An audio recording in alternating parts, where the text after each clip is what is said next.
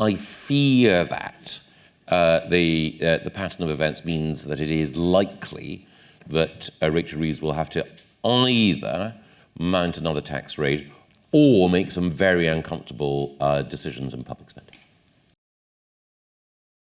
Welcome to the Spectator's post-budget briefing. You just heard, obviously, the guests on our panel tonight.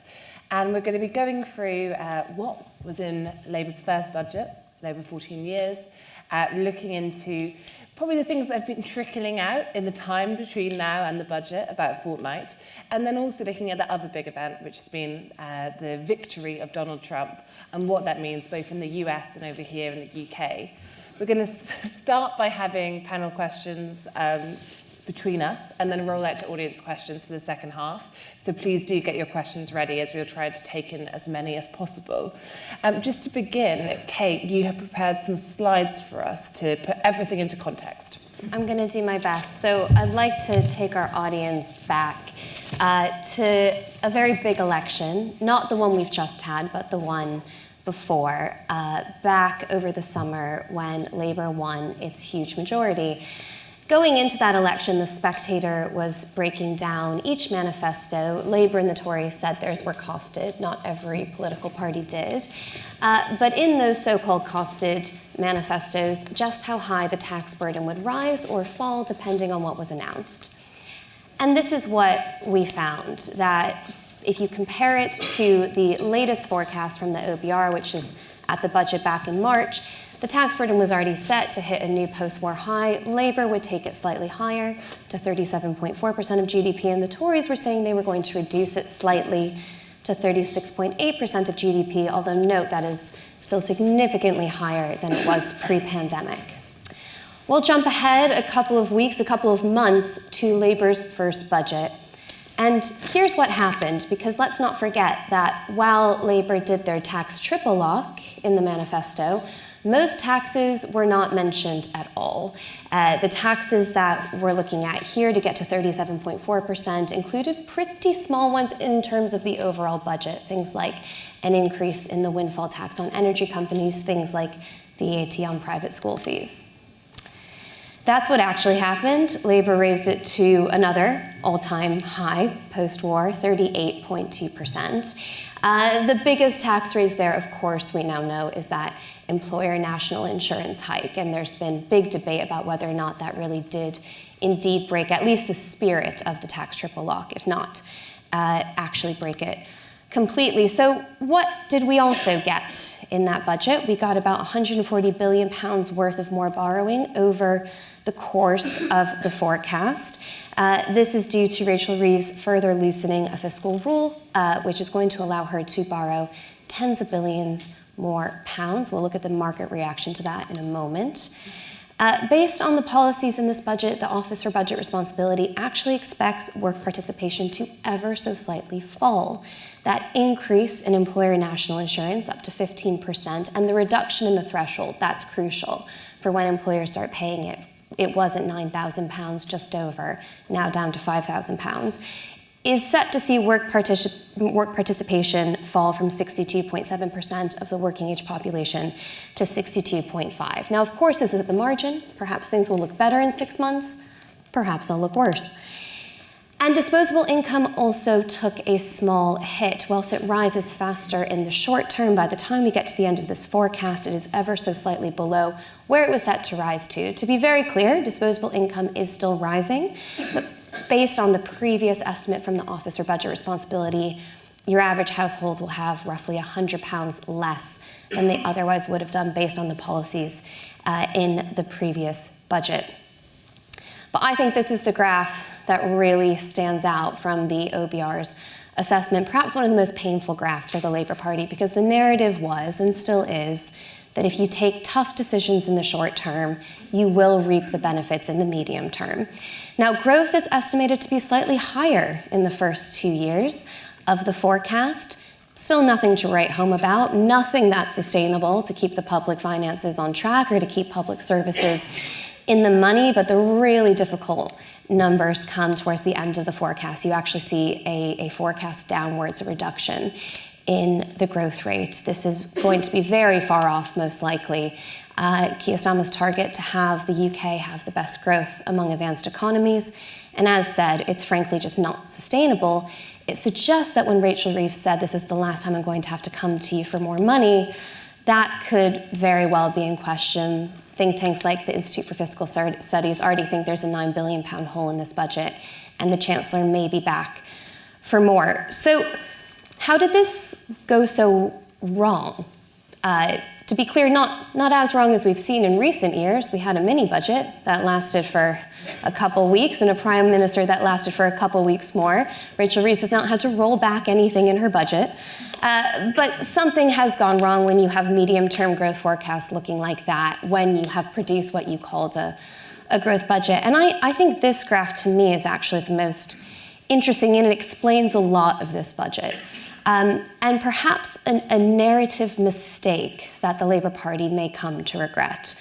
The idea behind this budget is that if you stick with us for some tough decisions, you're going to see that investment. You're going to see that investment in schools, in hospitals, in the NHS, and we're going to build homes, roads, trains. That's all going to lead to more growth.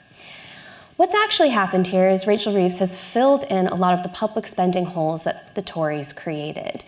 The estimate in the last budget produced by the Tories under Jeremy Hunt as Chancellor saw spending as a percentage of GDP drop from about 45% now to 42% by the end of this Parliament. Now, the idea there is that there'd be real terms cuts, but also that there'd be efficiency gains. No one really believed that any government would go through with this, but that was the estimate. What Rachel Reeves has done is she's pretty much kept spending on track. At 45% now, and at the end of this Parliament, it'll be about 44% of overall GDP. The implication there that some savings still may be found and some cuts will have to be made. Now, that keeps things on track. That keeps things where they are now. That explains why over half of the tax rises went into NHS day-to-day spending. It explains how things stay the same. The problem is that wasn't the sell, that wasn't the narrative. It was that things will get better. And if you say to people things will stay the same, the NHS will deliver the same, your child's school will deliver the same, a lot of people voted for change. They're not convinced that this trajectory, getting the same for more money, is necessarily the right decision. Markets have also been nervous. To be clear, as I said, this is not a mini budget moment, but the cost of borrowing has risen for the UK since Labour announced its budget, and that amounts to billions more pounds that Rachel Reeves has to find just to service the debt. You don't get new schools or new hospitals for that. You don't get new teachers, new doctors.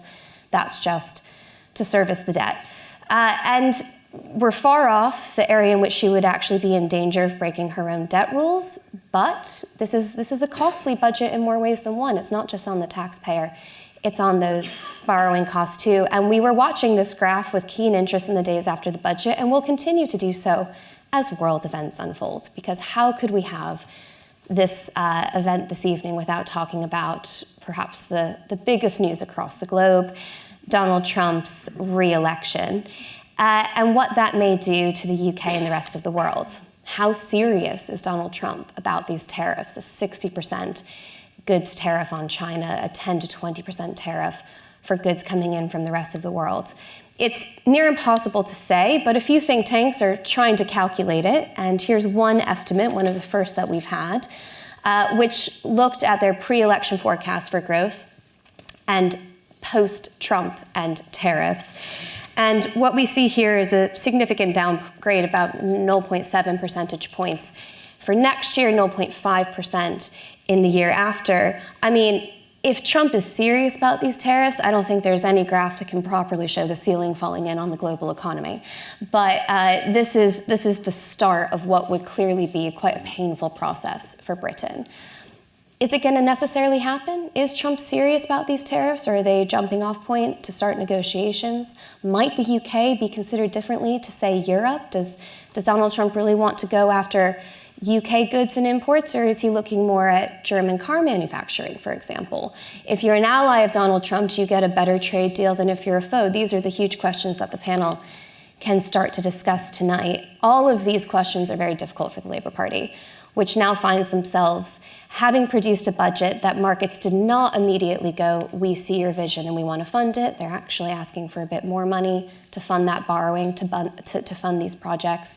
They're now dealing with a much shakier international order and huge questions about whether or not Europe might have to go it alone when it comes to supporting Ukraine. All of these things are tough decisions ethically and morally, and they also cost a lot of money. And on that note, I'm going to hand it back over to Katy. We can discuss some of it. Thanks, Kate, on that cheery note. Yeah, so cheery. And just to add to the cheer, before I go to Michael, we also know various groups. It wasn't just the markets were a little bit lukewarm. We've got farmers on the rampage, Labour MPs representing farmers now a little bit on the rampage, or nervous, and then, of course, business owners. Michael, can you give us your opening thoughts on that really big budget, and perhaps if there is anything you could find to be cheerful about? Spangles, chopper bikes, 3 TV channels, black and white television licenses being cheaper than colour. If you can remember all of those, you can remember the 1970s. And if you can remember the 1970s, you can understand this budget. We were all lulled into a sense between certainly 1997 and 2007, probably between 1997 and 2010, into a belief that Labour had changed. New Labour, Blair's Labour, was genuinely pro-business. As Peter Mandelson said, they were relaxed, extremely relaxed, about people getting filthy rich, provided they paid their taxes. And Labour at that time was also keen to ensure that additional expenditure in the public sector was accompanied by a rigorous programme of reform, contestability, holding people at the front line of the public sector to account. So it's almost as though we'd forgotten what Labour was like for most of its existence, and most of its existence in power.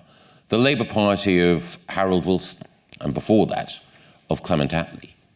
That Labour Party is back in vogue, back in fashion, back in style, back in power.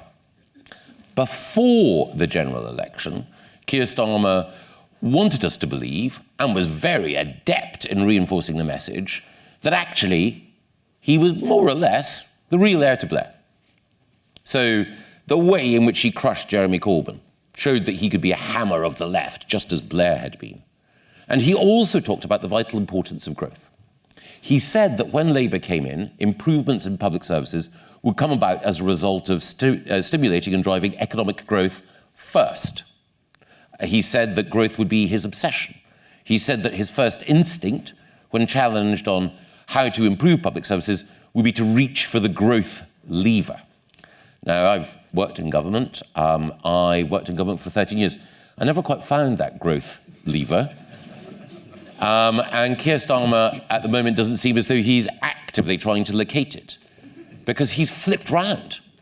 Rather than generating growth through the right taxation and regulatory policies in order to fund public services, his argument now is you need to fund public services properly in order to generate growth.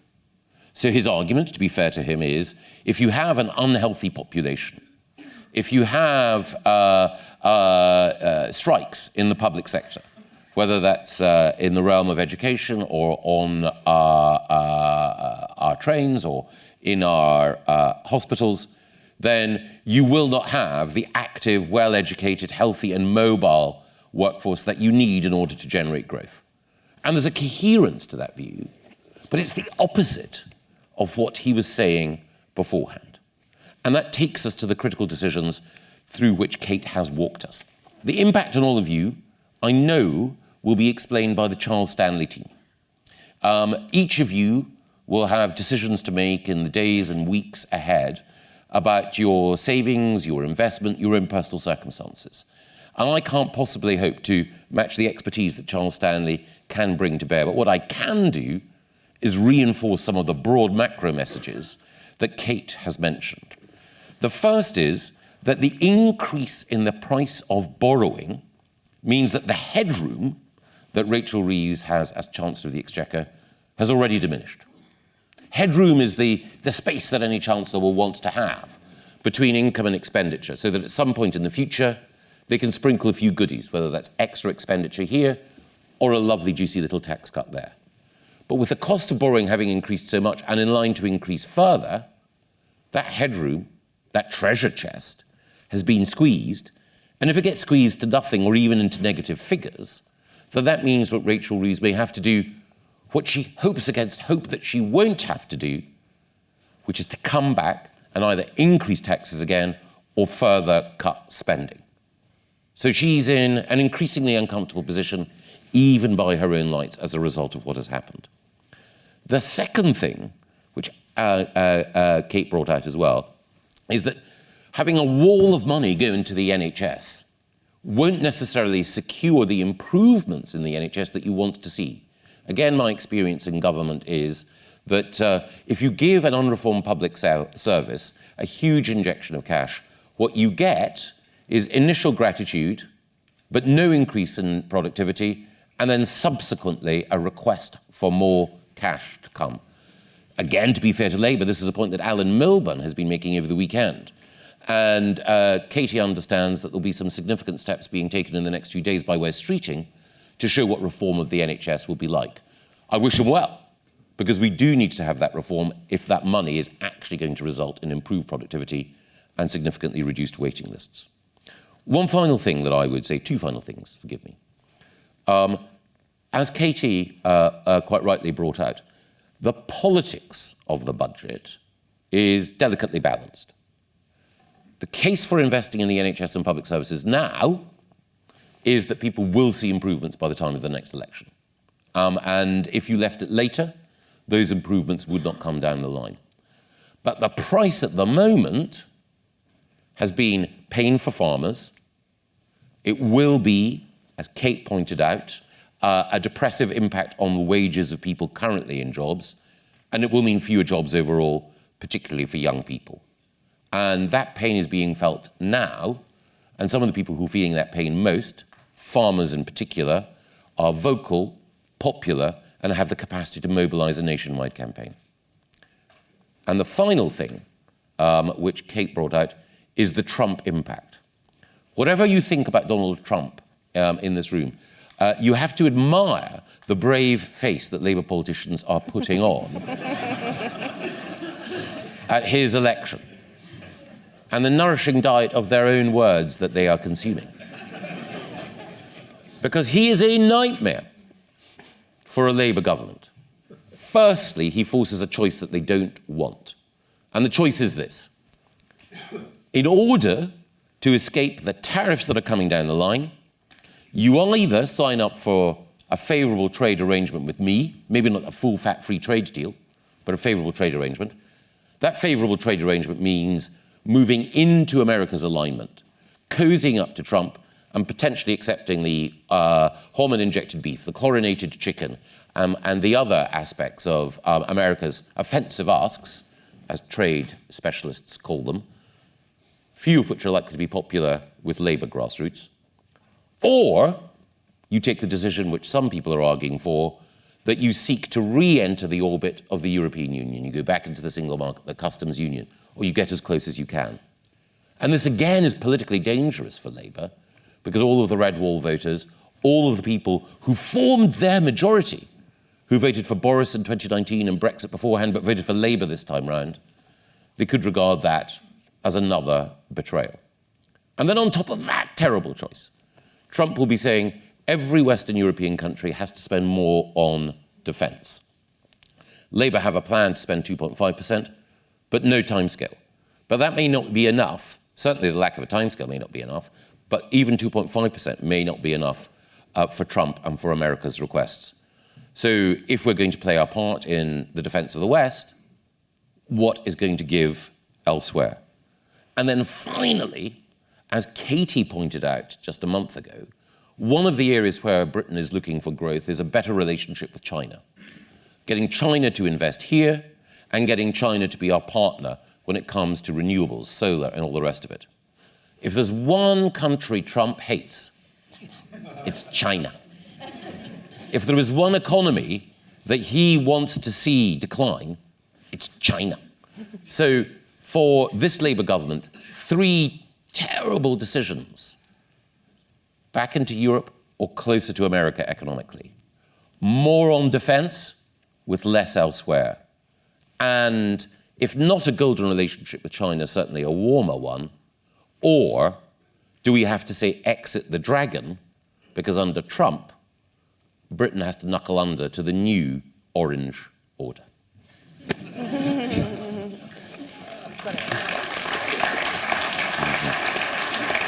Thanks, Michael. Now, Paul, I'll come to you for some opening remarks, and I'm going to press the panel briefly before we come to audience questions. Paul, we haven't had any cheer yet, just in case you do, but no worries if not. I was listening really hard, actually, for the uplifting, positive stuff, but it was a tour de force. I didn't hear much positive, so let me try. There's drinks after. That might be a cheery bit, to be honest. Yeah, there's a hemlock fountain for anyone that's feels that way. Yeah, firstly, I would say, I don't want to sound demeaning, but the Chancellor of the Exchequer is just that, the Chancellor in charge of the chequebook. Job is to balance the taxes and expenditure on a day-to-day basis, obviously oversee capital expenditure. But in terms of economic policy, there's an awful lot we haven't yet seen. Clearly, one of the key objectives of any government should be to raise the potential economic growth rate of the economy. And with a rising population, you need to look at that on a per capita basis, otherwise it's cheating. I think it's felt in recent times like the task of government is manage decline. The UK economy is in long-term decline. How can we make that as painless as possible? That's sort of what it's felt like. So the challenge for the government is to turn that around and say, okay, what can we do? There was a mention of the 140 billion. Let's face it, the governments don't have a great track record of spending that well. We saw earlier this week how much a back cave costs if you want to build HS2, and it was an eye-watering sum. £100 million. £100 million, but these are quite rare backs, in fairness. So we do need to look at that track record, but also understand why is it that we are so useless at infrastructure. And clearly, one of the factors is that we are very democratic. We'll let everyone have a veto on anything we do. And there's been hints that that's going to change, and there'll be more directive planning policy. It remains to be seen. There's the challenge of how do you convert the environmental strategy into something that's pro-growth. We know that carbon capture is in its infancy, so to me, net zero sounds a little bit like gross zero.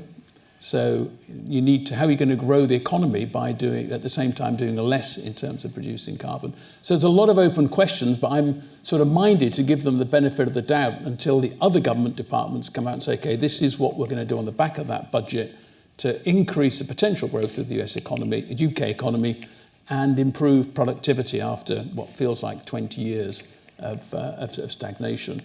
But coming on to the budget itself, clearly there were sort of 2 groups directly impacted. Private sector employers first via the national insurance, and of course savers and investors via the changes to capital gains tax and inheritance tax. If I was looking for grasping at positive straws in all of that, I mean, there were some, I think, which is the changes themselves as they impact savers and investors were trailed before the budget. I don't think there's anything shocking in terms of what was announced. What was a pleasant surprise, and this may be a politician's art, is that the numbers felt much less worse than had been trailed in the press. So to some degree, it wasn't as brutal as first thought. Now, it might be that in 3 years' time, as has been suggested, they may come back and do the other half of the last budget just by doubling up everything they've done. But we should give them the benefit of the doubt in that regard. Another positive, though, if I was to look for one, is that quite often when you listen to a budget, the announcement is, and as from midnight tonight, I will be. But in fairness, a lot of the decisions that were made that impact savers and investors were actually set anything up to 18 months in the future. So the key thing there is time for clients of Charles Stanley and anyone really with savings and investments to look again at how their savings, how their wealth is structured to make sure it is efficiently deployed, because a lot of the changes, particularly, for example, the fact that with your personal pension pot, if you've got a direct contribution pension pot, the way that's treated on death, it's clearly going to change, and a lot of our clients currently will delay drawing down their pension pot for that very reason. So does that make sense going forward? Those sort of decisions need to be looked at again, but from a positive viewpoint, there is time to do that. There's no screaming rush. So I guess I would say from that perspective, it wasn't as bad as it might have been. But the key thing, if you turn finally on investment returns, what sort of returns can we expect in the future? That's where we come full circle again back to the potential growth rate of the UK economy and what can be delivered, because a lot of the investing will begin at home. Happily, we now have a global playground to invest. So if that UK growth doesn't come through, there's no shortage of other countries, other industries, other economies where savings can be deployed to generate strong returns. And hopefully, and this might seem idealistic, hopefully those higher returns will offset some of the higher taxes that are going to fall upon people. Great, thank you, Paul. And I suppose when we're talking about audiences that were more pleased than others, I think it's worth noting that at least politically, probably one of the most receptive audience were actually Labour MPs, perhaps not loads in the around 100 rural seats, but I think there was a sense that it was returning to true Labour political message that reminded them of why they were in the party, as opposed to, I suppose, some of the business and growth speak that Rachel Reeves had been talking about previously. Kate, one of the big mysteries ahead of this budget was a question that Keir Starmer really struggled to answer. What is a working person? I thought you were saying woman for a moment. No, that's an ongoing mystery. That's probably for a different event. But on the working person question, I mean, I imagine quite a lot of people in this room would think they are working people. If they go to work, for example. But that turns out to not be the definition. Did Keir Starmer... I've got colleagues at work who would challenge me on that. So it's part of the CEO job role guide, don't do much. Okay, did Keir Starmer and Rachel Reeves answer the question on what Labour really thinks counts as a working person? And by that, I mean who they are going to prioritise over the next couple of years when it comes to who was going to be looked after and who is going to have to carry the burden. I think the narrative they want to create in the budget is that a working person, and we're still trying to piece this together. The Spectator politics team has done a great job of ruling out who a working person is based on certain tax rises, and then you find that the pool is very, very small indeed. You think you've met a working person, but really you haven't, because you find a new update. I think the narrative Labour wanted to craft is that a working person was somebody with modest means on a relatively low to average salary who really relied on their paycheck. I think that was the narrative they wanted to create.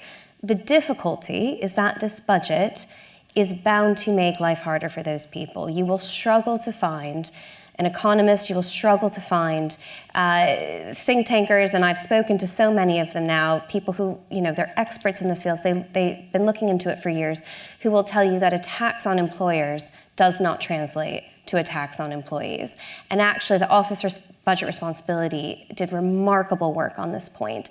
They tried to break down the extent to which they thought that the NI hike on employers would be paid for by lower worker salaries, fewer bonuses, fewer pay raises, and higher prices for consumers. Let's assume lots of consumers are workers too. And how much of it would come out of profits. And they found that over the next couple of years, the split is about 75% to 25%, that the vast majority of this tax hike is coming out of workers' wages. And then in addition to that, if you factor in that slide I showed you on workforce participation, the reduction in the threshold from £9,100 to £5,000 when employers start paying this means that a lot of those entry-level jobs, the jobs that help somebody get on the career ladder, the jobs that somebody can take when they're just starting out or they've fallen on tough times, they need to get back on their feet, a lot of those jobs are going to disappear.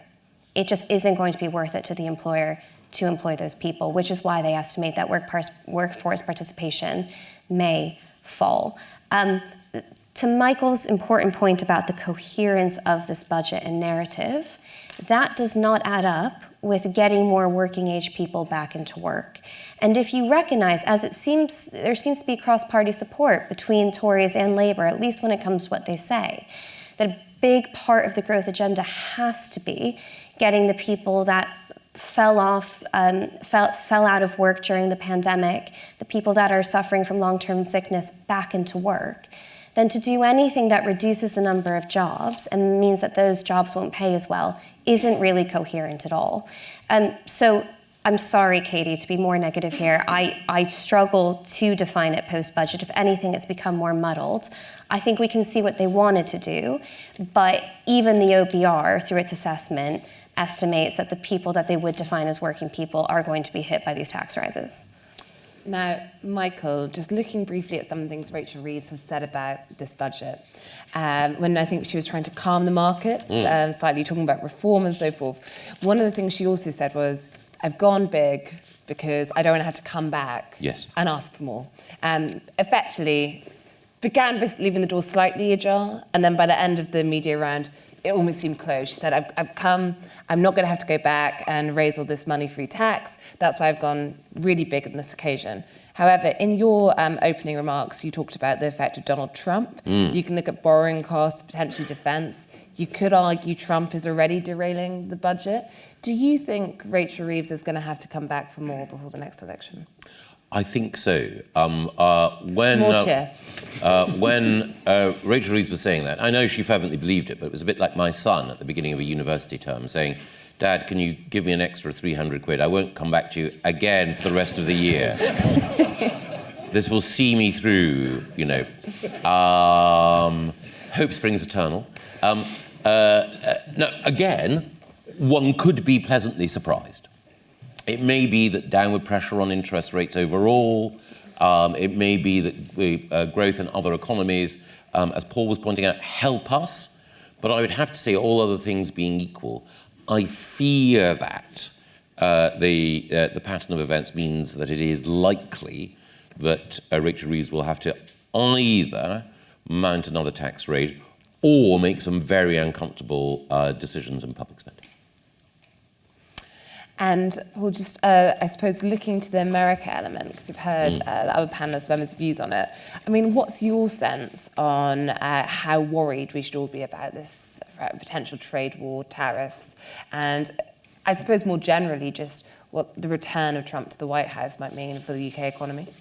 I think he's serious about the tariff side. And I think the arguments for and against are a bit more nuanced than one often hears. So very briefly, if you look at basic theory, we know that if you have two economies, if they have free trade between them, both of them benefit. What's often glossed over is that doesn't mean that everyone in each of them benefits. Within each, there will be winners and losers. So whether you personally benefit from free trade depends on which side of the divide you are. It's possible that everyone gains, but it's entirely possible that there are losers and winners in each of those that gain. The other element of trade theory where we say, well, if it's free trade, everyone gets ahead. That is true at a point in time, but if you do modelling where you include the impact of innovation and investment, you can build a case where actually an economy 20 years later can be worse off through free trade than if it had some more protectionist policies. So the argument for free trade is strong, but you have to heavily nuance it. I think the background to where we are today, frankly, I think you have to go back to 2001, where we did a famous Faustian bargain. It wasn't described that way at the time, where the West said to China, here's a deal, we will let you into the WTO. We know you're not ready, we know you're not going to follow the rules, but we will let you in because you will give us loads of really cheap consumer goods. Our people love cheap consumer goods. So there's the deal. You get in, we get cheap goods. And of course, that worked really well. So why was China willing to have low wages and give away all of these fantastic consumer goodies to the West? Well, they'd read their history books and seen really what did the British Empire do? That was a particularly good economic model. And of course, if you look back, what did we do? We were the workshop of the world. We manufactured stuff, exported it all over the world. We didn't allow imports of manufacturers. We had a lot of tariffs to stop people selling stuff to us. We did secure scarce resources. So we're an export economy, importing raw materials, securing those, And of course, it was an amazing success. And I suspect that that lesson wasn't lost. That mercantilist approach is really what China was doing. And the gamble China was taking was that, coming back to what I said a few moments ago, if you get it right, you can climb the innovation and investment curve. So you might start selling cheap tat, but 20 years later, you're selling things like wind turbines or solar panels or electric vehicles. That's sort of where we are now. So I think China's very shrewdly done very well out of the setup that it's operated. And I fear that there are people close to Trump that actually get that and are saying, if you carry on this direction, you know, the economic power which will amass to China will also bring with it geopolitical influence as well. So he's sort of calling, he might well call a halt on that and say, hang on, we've been mugged here. And then the problem then, of course, if you then introduce all these tariffs, it will cause chaos in the near term. So it may be a 10-year strategy which will look horrible for the world for 2 or 3 years. Great, thank you. Now I'm going to take some questions. I'm going to take some questions and see where we get to. So let's see a show of hands. We're going to have more bravery with the questions, but this is good. I'm going to take a couple at a time, and I think we have some glamorous assistants, by which I mean the Spectator events team. There we go. Have we got microphones? Great. Okay. Okay. So let me see the hands. Okay. So let's go to the. Well, we once had Frank Luntz do the US polls to do an event at the Spectator, and he told me never take questions from anyone sat in the front, sat on the sides, or near the doors. But I'm feeling like taking a risk today. So let's go for the man on the front row. And then behind him, 2 back, the man on the side. And if anyone wants to stand near a door, you're next. Thank you. Just to keep it cheery, should I be reading anything into the coincidence of the assisted dying bill and inheritance tax changing? I'm asking that on behalf of my 3 daughters. Okay. Well, I'm late in filing a column on that to my boss sat next to me. So that's a good reminder. Then the next question. I wanted to ask about the political capital that Labour has left, given that there appears to be a shortage on their what I would say, kind of mistreatment of political PR, and the fact that no one seems to be telling them how to actually speak to the electorate. Great, thank you. Let's take one more question. And to make it easy, just go straight up, and there's a man with, I believe he has glasses. Yes. Thank you. When I get my Spectator email, the evening email, the first thing I always look at, I go straight to the gilt yield that you publish right at the bottom of the email. And I think I'm right in saying that every single day since the budget, the gilt yield has gone up slowly but inexorably. And I was very interested to know what Charles Stanley's view on gilt yields in the near term is. Great. So we've got assisted dying. It's that or the free bar, guys. You've got to pick. Political capital and how much Labour has left, and gilt yields. And I think I'll just throw my 2 cents worth briefly on the political capital question, which is, I think there is a deep frustration amongst many in the Labour Party at how much goodwill has been frittered away in the first 100 days on what they see as quite silly things. I don't think Wardrobe Gate, as it came to be known, is going to be deciding how voters vote in the election in a few years' time. But it is certainly, if you look at how far Keir Starmer's approval ratings have fallen, I think the Downing Street infighting about Sue Gray, who we learned today, will not be taking the fantastic region envoy job, as was suggested when she left the Chief of Staff role. And then also, I think the winter fuel payment and how that was announced, very little pitch rolling, which caught MPs by surprise, does mean that by the time you got to the budget, it was meant to be a place where Rachel Reeves could take lots of difficult decisions, fresh from this, high in the election. and having at least a little bit of post-election glow. And instead, the party was already really in a fractious place. And I think the question is, now there's been a Downing Street shake-up, and with that, Morgan McSweeney is now Chief of Staff, but you now have a strategic head of comms, because when anything goes wrong in government, people start to blame the comms quite quickly, as probably Michael can attest. Sometimes it's right, sometimes it's wrong. Have they now got more focus in terms of the grid to start to pull things together? And I think there's some encouraging signs, some less, when it comes to, I think, the Sue Gray going was an acknowledgement that they had to do something. I don't think you can blame all their problems on a woman, but it was an acknowledgement things weren't going to plan. They're trying to learn from that, so they just fritter away less political capital in the future. Michael, what question would you like to pick? Or go for all of them if you want. Well, I will... The yield here. Yield on the guilt question, as it were, to Paul. I shan't attempt to go there. But the thing about the assisted dying bill, so I'm going to unleash my inner Malcolm Tucker. So I'm Malcolm. I'm walking into Number 9. So what have we got on the grid today? Well, Malcolm, we've sent the Prime Minister to Baku. Oh, great, another foreign visit for the Prime Minister. Wonderful, yes. Where's he visiting? He's visiting a corrupt oil-rich state. Brilliant. What's he doing there? He's committing the country to net zero at an accelerated rate. Wonderful. They will just love that in Wigan and in Walsall. Higher energy bills. Presumably he flew there and is flying back within 24 hours. Yes, absolutely. Has he got Ed Miliband there with him? Yes. Is Ed playing his ukulele? Yes, fantastic. I love this. OK, what else are we talking about? Well, it's the assisted dying bill. OK, important moral measure. Does the Prime Minister have a clear view on it? Well, he used to. He said he was bringing it in order to satisfy Esther Ranson, but now he's not so sure about it. Why isn't he so sure about it? Well, he's not sure about it because the Health Secretary says that he can't deliver the bill because the NHS won't be good enough, and the Justice Secretary says that judges can't be trusted to do this properly. So, fantastic. Anything else that's happening? The Archbishop of Canterbury's on the verge of resignation. Get me Lambeth Palace on the line, get the Archbishop to resign, and get Keir off the TV. So, my view is that Morgan McSweeney, who is a very smart person, and who's much more polite than Malcolm Tucker, but has similar instincts, I think will probably be anxious to ensure that a greater degree of coherence and cohesion is brought to the Downing Street machine that has been displayed hitherto. Great. That brought us cheer in its own way.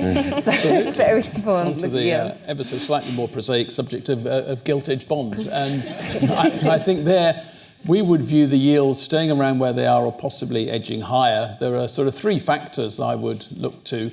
One is the overall supply. There is a demand and supply factor in the gilt market, and we know with the new rules announced in the budget, the scope for greater supply of gilts. The market will be aware of that.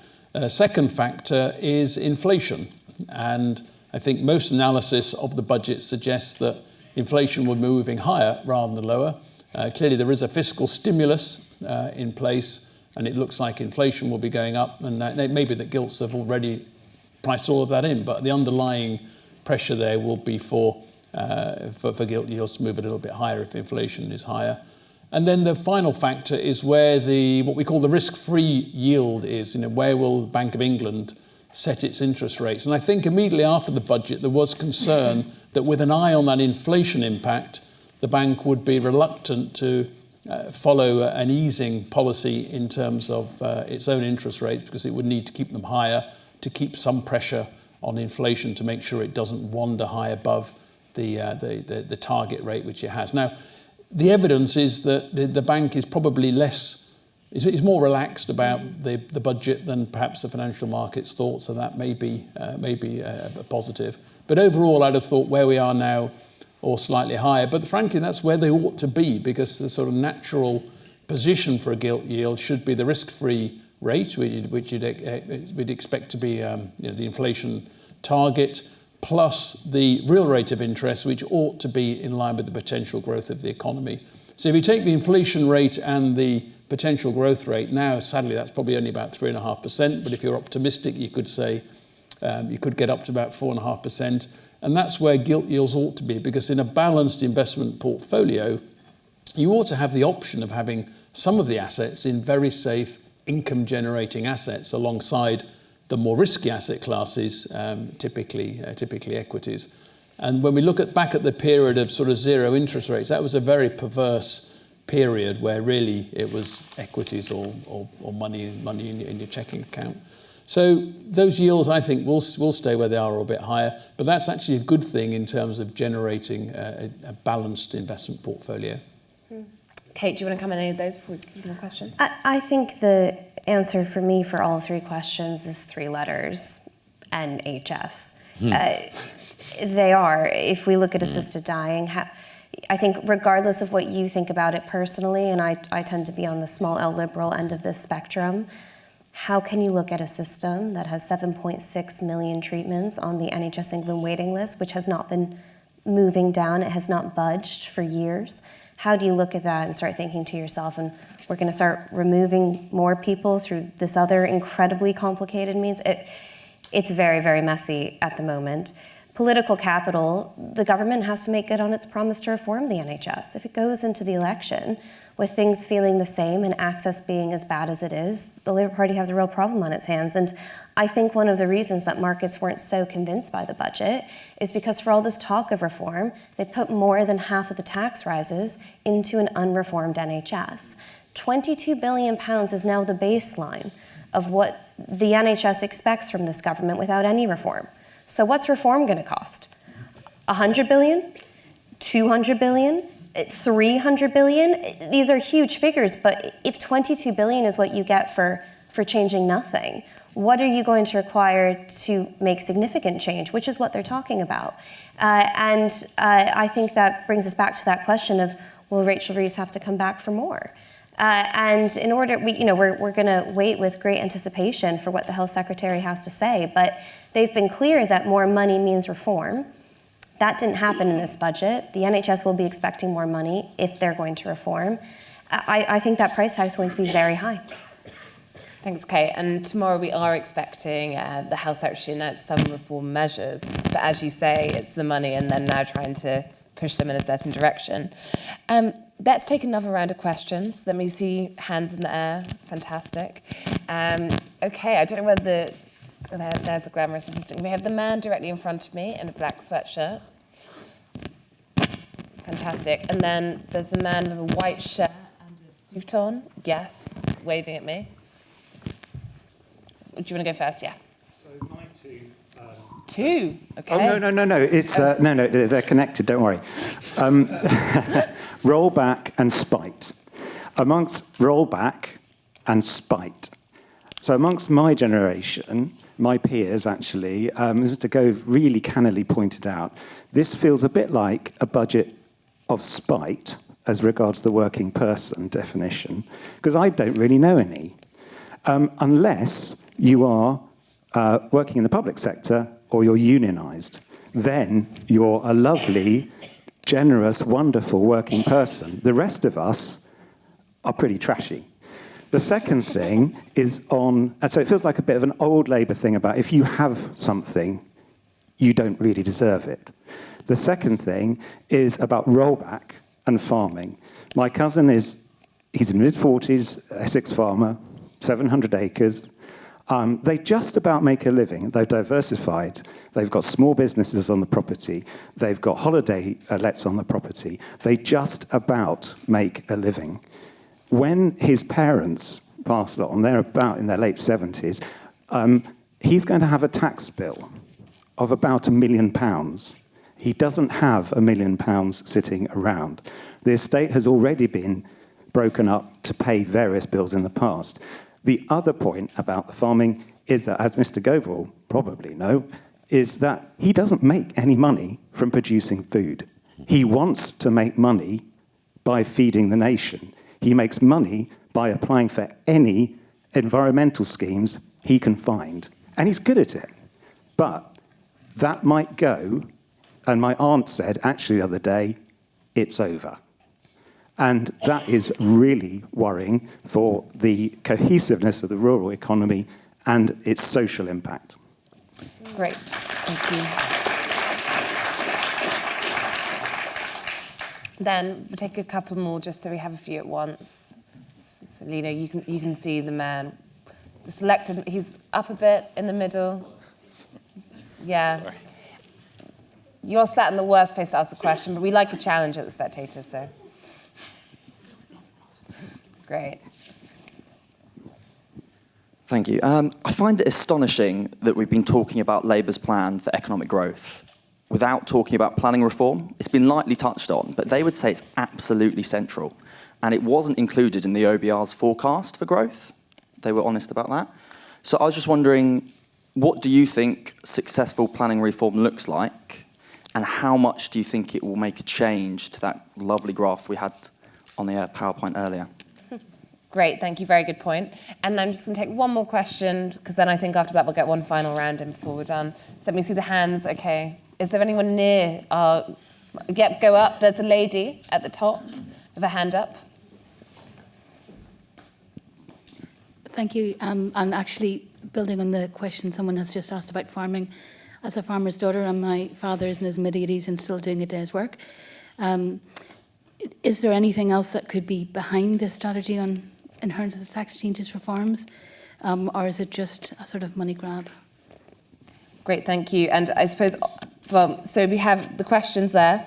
What else could be behind the farmer tax, the family farm tax as it has come to be known? Labour's plan for economic growth on planning, and then we had, is this a budget of spite? And also just another question on the farming and rollback. I mean, of course, Michael, I'll start with you again. John McTernan today did have his own theory on whether there could be anything else behind the farmer tax, suggesting that they should approach it like Thatcher approached miners, and some family farmers, really small farmers, shouldn't exist. But Keir Starmer has since said that's definitely not what he thinks. Yes. John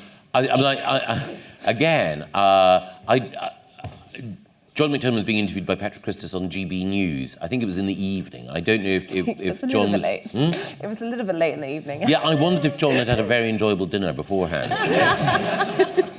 Possibly enjoying some British produce, particularly with malting barley at the core of it.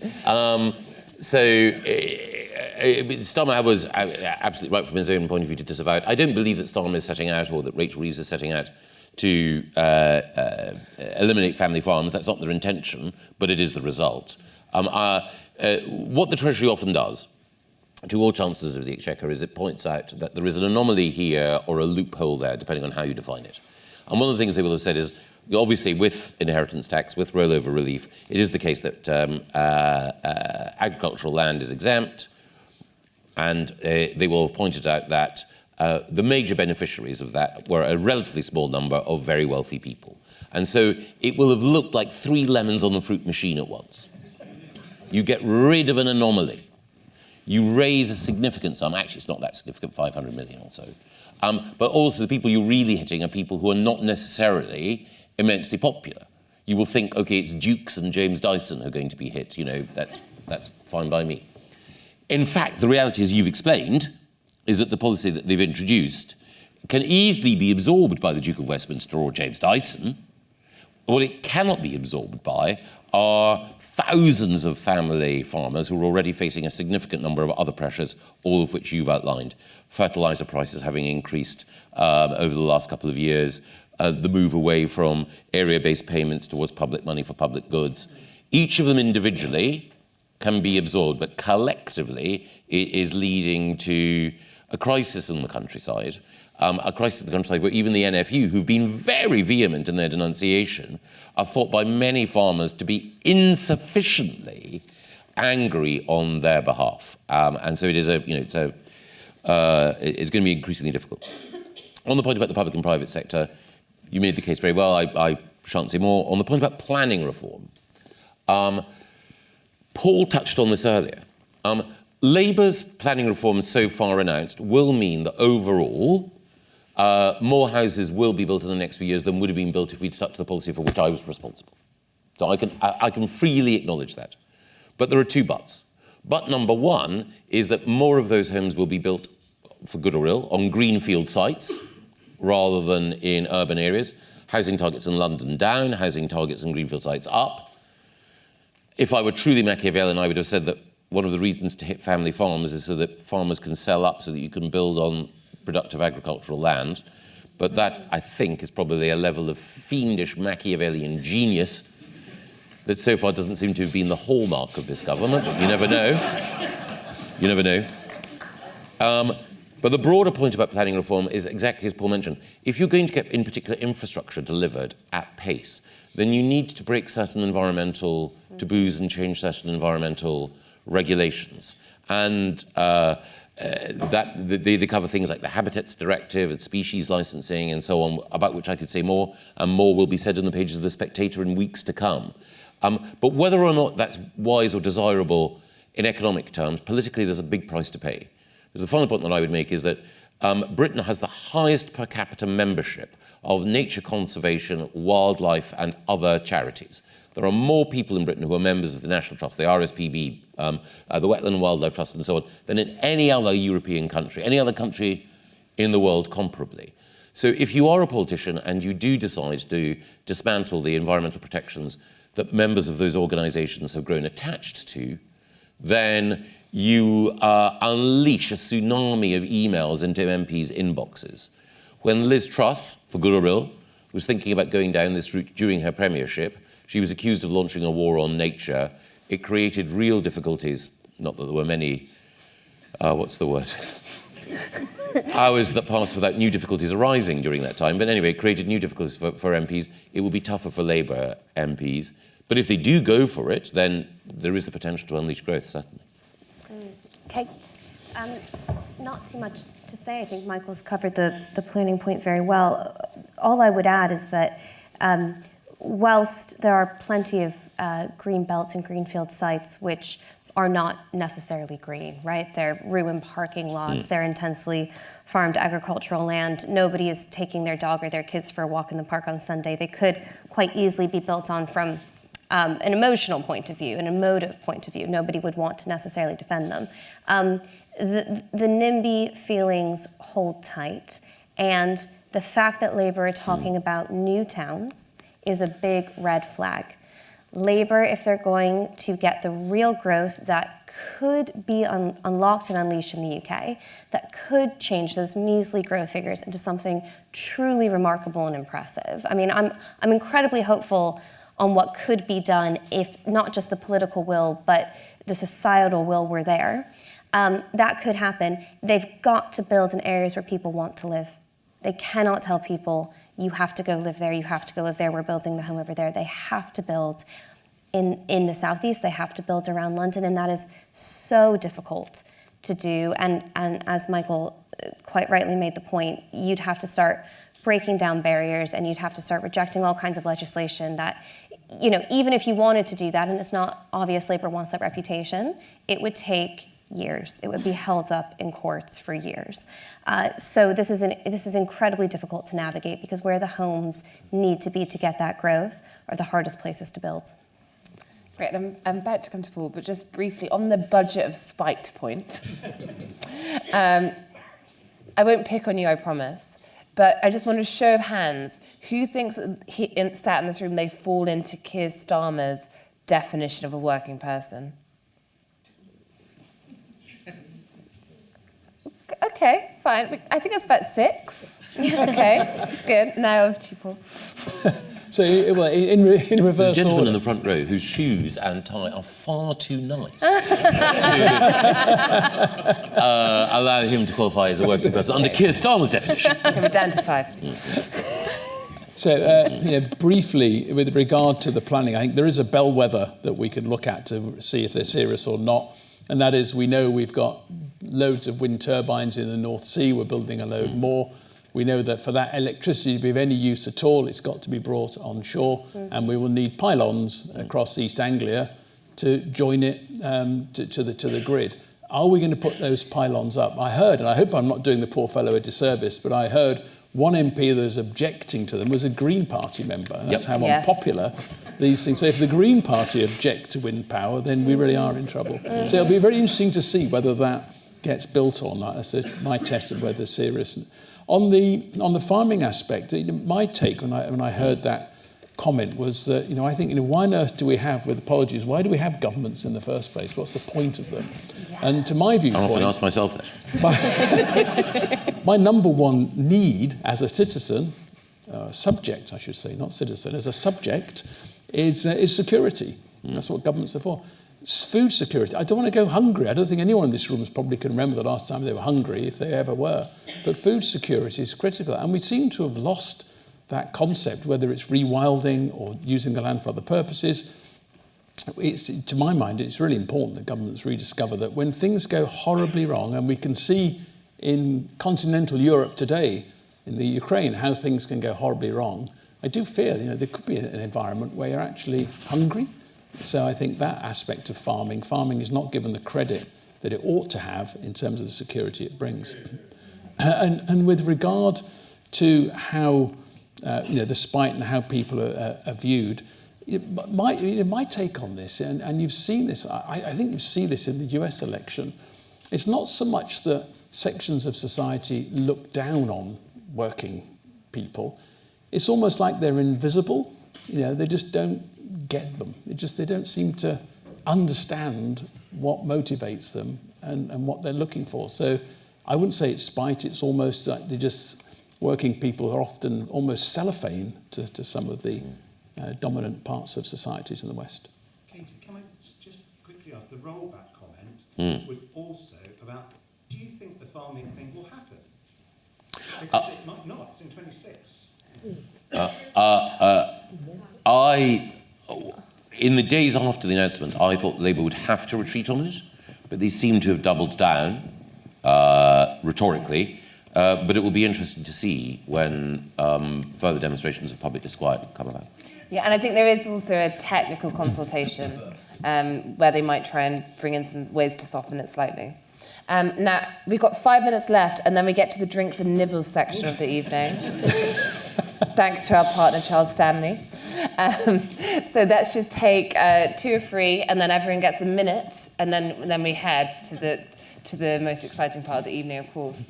Okay, let's go back to the front. Young man, sat at the front. We'll go for. I think our most youthful member of the audience, so I could be wrong. My question was about Kemi Badenoch and Mel Stride. Obviously, he's the Shadow Chancellor. I was a little bit surprised that she appointed him. So I was wondering, what sort of thoughts around that, and also when do you think that they will have the ability to defeat Labour in anything? If they came up to a very bad local election result next year, do you think they'll be able to pull Labour back from any positions? Great, thank you. And let's pass the microphone along to this man. And then we'll take one more in a place that's difficult for the team to get to. Thank you for your open-mindedness in taking 2 in the front row. That's. I know Frank would be very confused right now. Sorry, I'm dragging you back to planning again. I think it's a comment rather than a question. I've spent 50 years working in and around planning in the public and private sector, and I'm certainly not about to try and defend the status quo. The planning system needs changes. There's a lot in what the government has suggested that I would agree with. However, it has to be placed in context. And I think, to exaggerate for effect, you could scrap all planning controls and let anybody build anything anywhere whenever they wanted.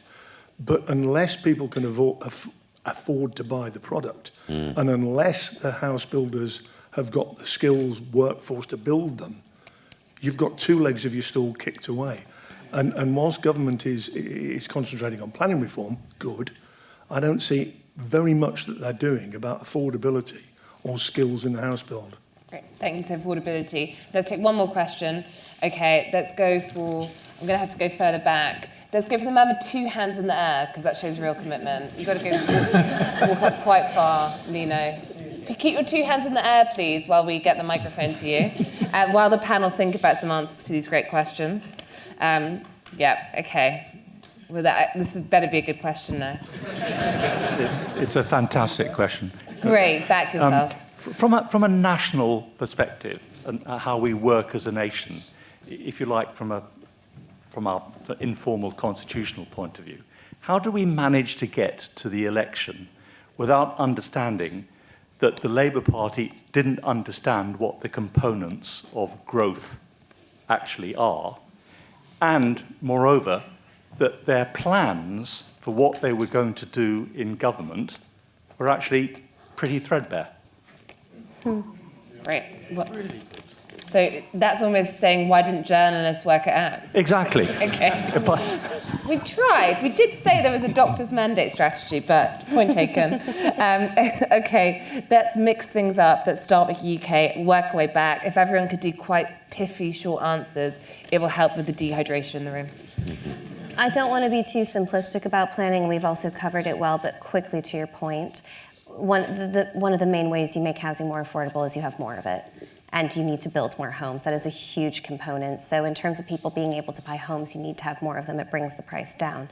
How did we get to an election without knowing the details of the manifesto? I mean, to give credit to groups like the Institute for Fiscal Studies, they said throughout the election, nobody's being honest with you. There are gaping holes in these manifestos. These are not costed. We know there's at least 20 billion, if not more, pounds to be found over the course of the next parliament to fund these gaps. So I think that there were people saying it was in the interest of both the Labour Party and the Tory Party not to have that discussion pre-election, because neither of them had an answer to it. And also, when you talk about the components for growth, it has been such a stagnant time since the financial crash. I think everyone has really lost their way on those vital components. And it's hard for one side to criticize the other when they're getting 1.1% annualized growth. It's tricky. Quickly on Kemi and Mel, and Katie and Michael can tell me if I'm wrong about this. I think the appointment of Mel, and Melmentum is a fantastic thing. Mel likes to move forward, but it probably suggests that we're not going to get concrete economic proposals right away. And why would the Tories offer that up? Their job is to oppose. They don't need to do that right away. Unity was the name of the game for Kemi Badenoch to bring the party together, but perhaps don't expect economic policy from her overnight. Indeed, she's suggested she's not going to deliver that, and so she's put Mel in place to keep the ship steady while they come up with those ideas. Mel don't have an opinion, so I'll defer to Michael on that. With regard to housing, I think there is a really good point there that it costs an awful lot to build a house nowadays. You have to get it to the right sort of environmental standards. In a couple of years' time, you'll have to fit a heat pump rather than a gas boiler. A new house is almost like a luxury good. I can remember distantly relatives still living in the houses that were built after World War II, which were very basic, but it was a way of building houses at speed. You can't have it both ways. You can't have a really high-quality house built for a cost that an ordinary person can afford. So I think we've made a brand new house into a luxury good that's beyond the reach of most people. And that's why the house builders are not building them. They've got the planning permission, they're not building them, because people can't afford to pay the right amount for them. And then briefly with regard to the government and their plans, I think it's our fault, quite honestly. I think we as an electorate are quite puerile in the way that we approach politics and politicians. We sort of shout at them, call them idiots and so forth. And I think what you get in return is, frankly, what we see in Parliament. If there was a bit more intelligent interrogation of politicians, a bit more compassion when they get things wrong, we might attract people into the world of politics that had something to offer that were of high quality. But I think by an electorate that's dumbing down the way it engages in politics, you end up with dumbed down politicians. Another cheery no. Exactly. And let's now go to that exception for the last word. Thank you. Thank you. Well, there are lots of dumbed-down politicians. Mel Stride is not one of them. Mel was Financial Secretary of the Treasury. He ran HMRC as Secretary of State of the Department of Work and Pensions. He identified £20 billion worth of savings. He's not infallible when it comes to counting. He ran my leadership campaign in 2019. We failed at the final hurdle. But when it actually comes to dealing with real money, he's highly successful. He was highly successful in the private sector as well. He's a smart pick. On housing, I completely agree. Access to mortgage finance, access to a sufficient deposit, that is problematic. Just as Paul was saying, there are other additional costs that we've placed on house builders, all for very good reasons, but collectively they act as a barrier. And there's also, as you quite rightly point out, there are constraints on labour and there are increased costs of materials. All of those are factors. On the final point, the reason why there was inadequate scrutiny of Labour is because we as Tories had become discredited. So when we said, look, they're going to raise taxes, people didn't hear that message from an unimpeachable source. They heard it from a discredited party that had screwed the economy and lied over parties and all the rest of it. So they just weren't interested in anything that we had to say, which was a pity, because, this is my sort of final word, we should all listen to Rishi Sunak. Rishi was the person who said, Liz, lovely person, but it's not going to work out when she becomes Prime Minister.